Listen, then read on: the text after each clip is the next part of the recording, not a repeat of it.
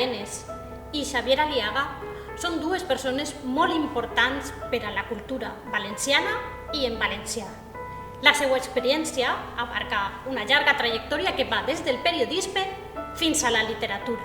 Per altra banda, també Núria Cadenes està al front de la llibreria Fanset, que a la ciutat de València és la que té el fons en la nostra llengua més ample. Parlem de la nostra llengua amb Xavier Aliaga i Núria Cadenes. Ambdós tenen una llarga trajectòria que abarca des del periodisme, la crítica literària i la narrativa. Bé, la primera pregunta és la que sempre fem en el col·loqui: per què vau triar escriure en valencià, com va ser aquesta tria i si va ser realment una tria?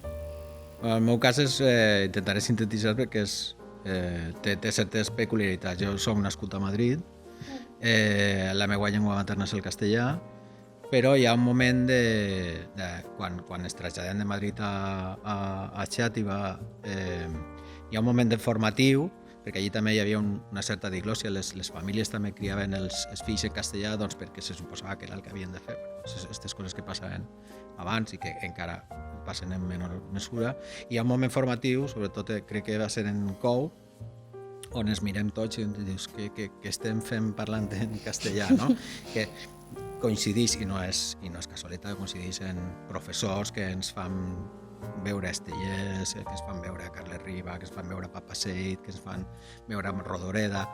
I llavors, quan jo començo a escriure, jo començo en periodisme en castellà, però quan començo a escollir la llengua literària, no és una tria, és un procés natural. Com és la tria de llengua, si és que hi ha aquesta tria, clar? En el meu cas és un procés diferent perquè de fet no hi ha procés, és a dir, jo des del moment que...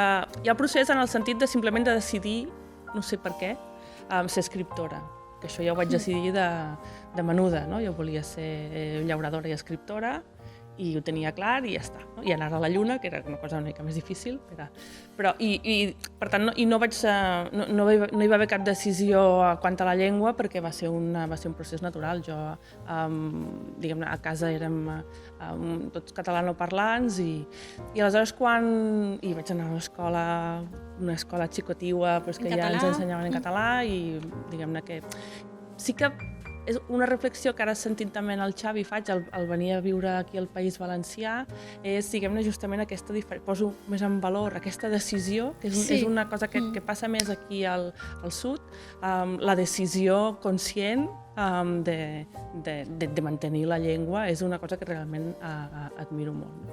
I aleshores, com a resposta meva, jo m'agafo la resposta de la Montserrat Roig en el seu moment, que quan li preguntaven per què escrivia en català, deia: se m'acuden 3 raons. La primera, perquè és la meva llengua; la segona, perquè és una llengua literària, que això també és una raó de pes i que també l'hem de posar en valor; i la tercera, perquè em dóna la gana. I jo firme el que deia la Montserrat Roig. Sí, però el procés és més natural que no sembla, i lo de la llengua literària és interessant perquè connectant el que jo explicava, quan tu llegeixes Estellers, després acabes llegint Fuster, després Mercè Rodoreda, et dius, caram, dius, tu que t'has criat, vull dir, una certa, sobretot al principi de la meva adolescència, doncs el que hi ha a casa, doncs literatura en castellà o traduccions al castellà, dius, i és un procés més natural del que la gent creu, fins i tot al País Valencià. Fins i tot venint de base castellanoparlant, que és la... Sí, bueno, mon pare és valencianoparlant, tinc part de la família valencianoparlant, però jo soc mig manxec. Ma mare era de la Roda d'Albacete, però el procés és molt més natural que no sembla. També tinc família a Barcelona, que a partir d'ahir entre a Lluís Llach i altres coses. Això també, però en Xàtiva, quan comencem a escriure la colla, per exemple, hi havia l'actor i poeta Elies Barberà en la meva classe de COU, doncs fem els contes, els primers contes els fem en valencià, però sense pensar-ho massa.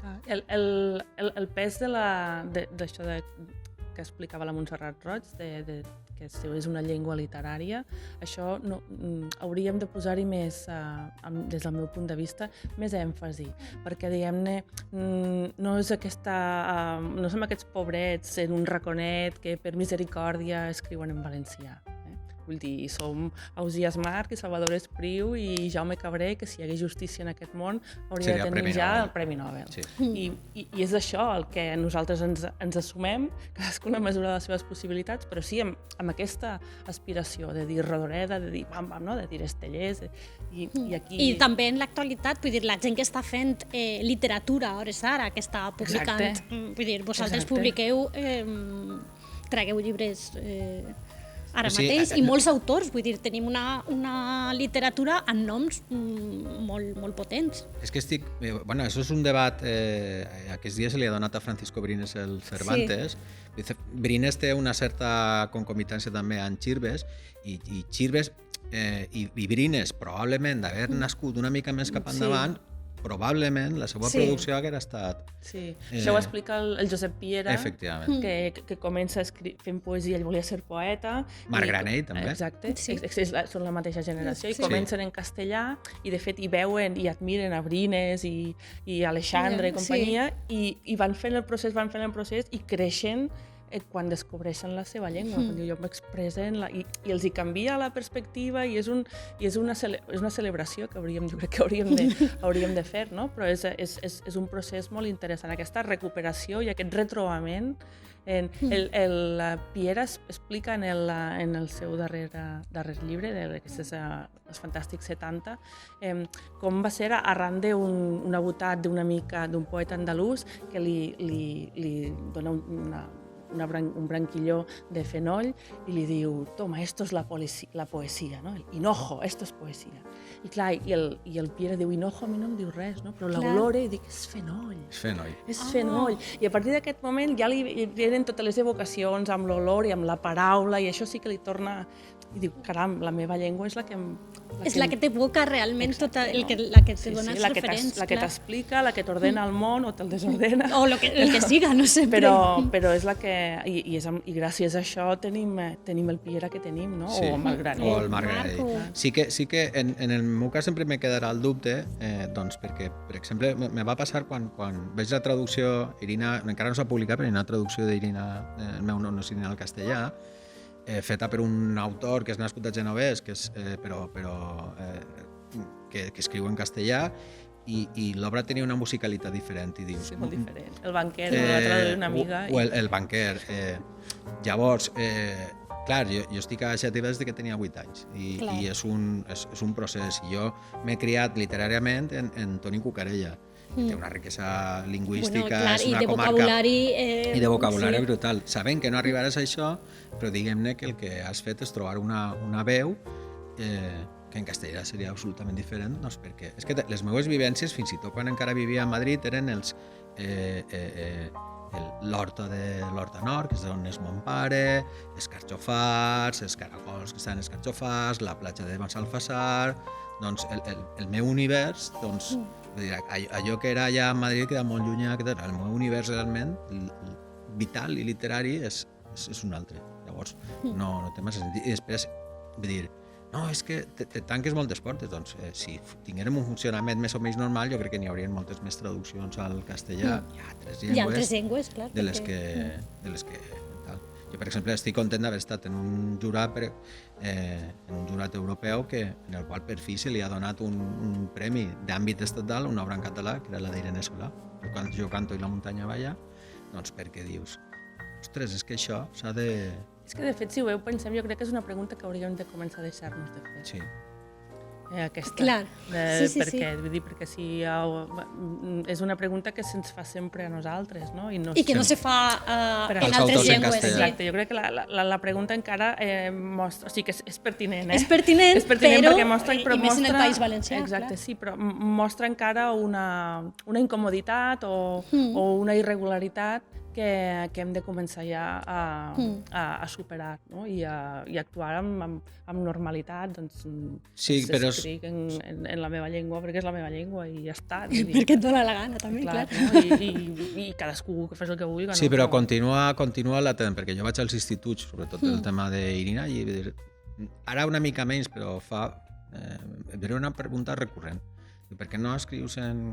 I aleshores es explicava, doncs mireu, jo tinc una novel·la que tenia un procés d'adaptació cinematogràfica, que vull dir, es fas veure doncs, la normalitat d'escriure en la llengua del territori, com això, en fi, no...